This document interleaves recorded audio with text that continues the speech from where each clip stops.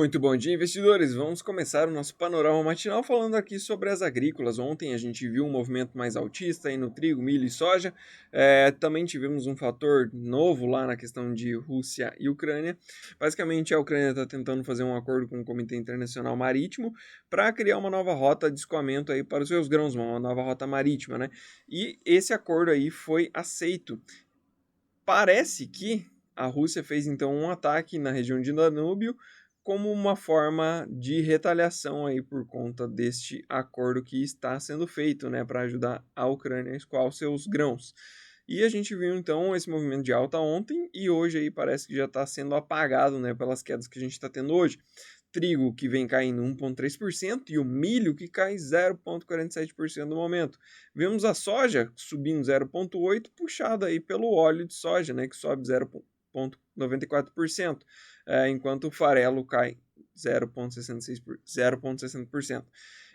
Essa alta do óleo de soja ela pode ser explicada um pouco também pela questão de Brasil e também pela falta de óleo, né? Os estoques estão baixos lá nos Estados Unidos, mas aqui no Brasil a gente vê que não está compensando fazer esse esmagamento. Inclusive, indústrias estão revendendo a soja que haviam comprado para esmagamento no mercado externo porque compensa mais revender a soja que elas haviam comprado do que esmagar ela e ter prejuízo nas suas margens.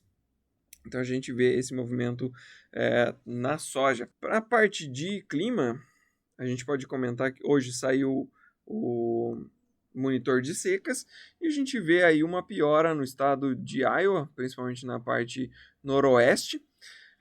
Teve algumas outras alterações do mapa, fica mais claro de a gente ver no próximo mapa que ele compara aí como é que foi com a semana passada, né? Então a gente tem várias regiões que acabaram melhorando. Comentei aqui com vocês essa parte de Iowa que piorou um pouco, né?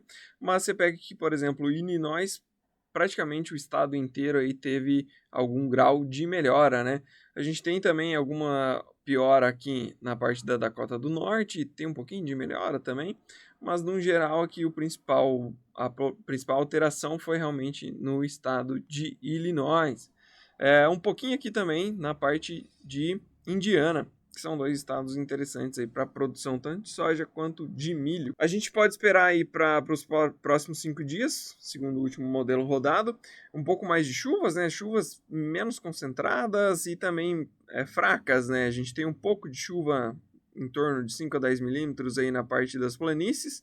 A gente vai ter um pouquinho de chuva na região ali que eu falei que tinha piorado, né? Em Iowa. Essa chuva aqui pode ser benéfica, apesar de ser pouco, né? Mas melhor pouco do que nada. Mas no geral chove menos e também chove pouco aí nas regiões mais produtoras. Vocês podem ver aqui que também em Indiana e Ohio a gente vai ter chuvas, mas chuvas aí também de 5 a 10 milímetros para os próximos 5 dias. E na parte de temperatura, é esperada uma temperatura um pouco mais elevada para esses próximos dias. E para os próximos 10 dias aí também a expectativa é que volte a ficar mais fresco e acaba que tem mais chuvas também previstas, né? Mas olhando aí para os próximos 5 dias, que é mais confiável, a gente pode esperar menos chuvas e também um clima mais quente. Na parte do observado, que a gente pode olhar aqui, basicamente do dia 9 ao dia 15, não considero os últimos 2 dias, né? No caso ontem e hoje, a gente teve volumes pequenos, né, nas regiões.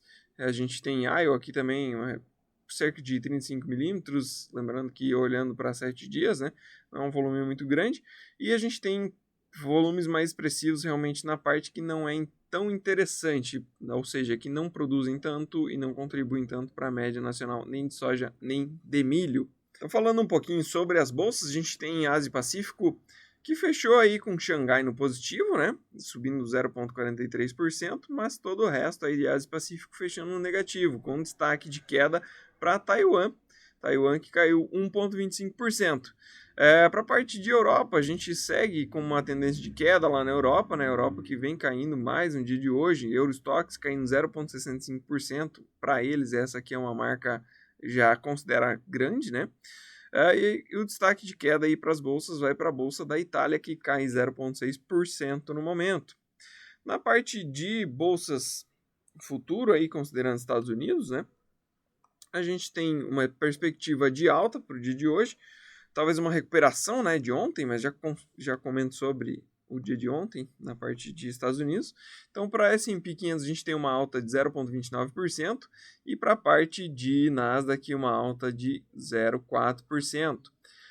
O nosso Ibovespa também abriu em alta de 0,52%.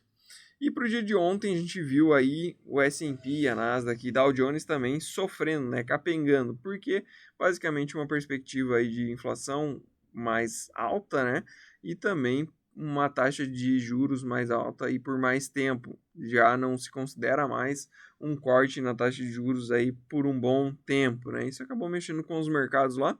E a gente viu aí o S&P caindo 0,76%, o Nasdaq caiu 1,15% e Dow Jones 0,52%. Para a nossa bolsa, a gente chegou a ver o Ibovespa acima do 1% e apesar dessas quedas aí no mercado estrangeiro, né?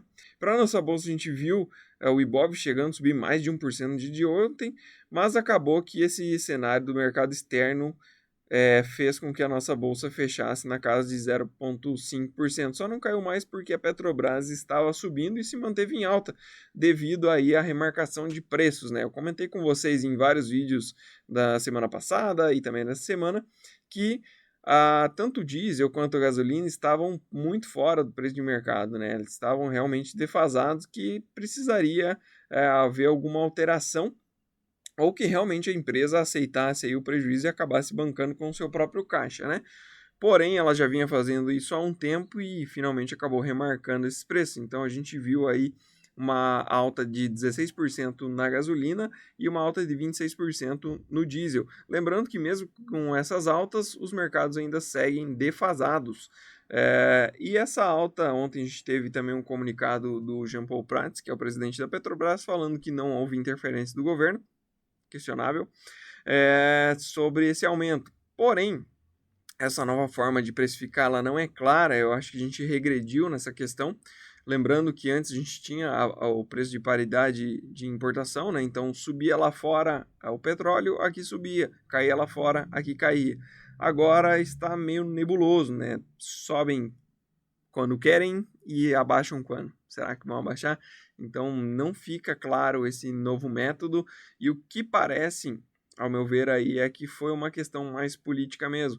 O governo atual não gosta das privatizações que foram feitas aí nos últimos 4 anos e me pareceu um movimento mais político tentando estrangular as empresas privadas no setor de petróleo que foram criadas, né? Então, basicamente, você mantém esse preço defasado. A Petrobras ela tem muito mais capacidade de se manter viva, né? Por conta do tamanho da empresa e do caixa que ela obteve também nos últimos 4 anos, né? Teve lucros extraordinários. Então ela tinha mais capacidade de se manter nesse mercado. Aparentemente foi isso que aconteceu. Porém, com medo aí de um desabastecimento geral no Brasil, foi feita essa remarcação de preços. E por que isso? Porque basicamente não compensa você comprar lá fora e tentar vender aqui, sabendo que você certamente vai ter prejuízo, uma vez que os preços estavam muito, muito defasados. E outra coisa que eu já comentei também antes é que esses preços maiores em diesel, eles vão impactar no frete.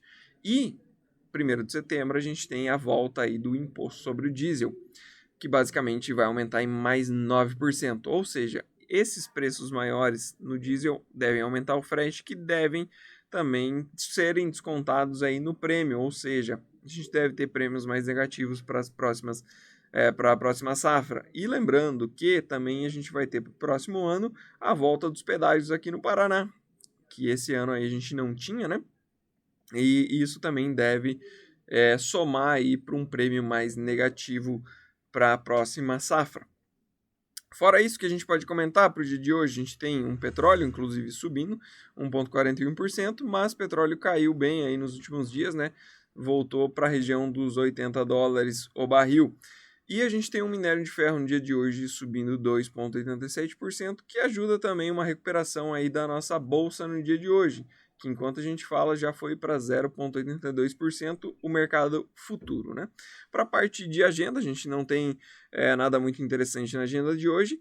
A parte mais interessante seria a 1h da tarde, mais local, né? No caso, a gente vai ter uma reunião aí com o presidente Campos Neto, né, o presidente do Banco Central, Roberto Campos Neto, que vai falar aí um pouquinho sobre a perspectiva para as próximas reuniões. Lembrando que o Banco Central ele já havia contratado mais uma alta de 0,5%, que talvez não ocorra. Por quê? Porque esse aumento nos combustíveis ele tende a impactar na inflação em 0,4%, ou seja, tende a trazer a inflação um pouco para cima e possivelmente aí diminuir o ímpeto desse corte na taxa de juros. Então é bem importante a gente acompanhar. Ele vai falar para o Poder 360, se eu não me engano, a 1 hora da tarde. Isso pode ser visto através do YouTube. Tenham todos aí um ótimo dia.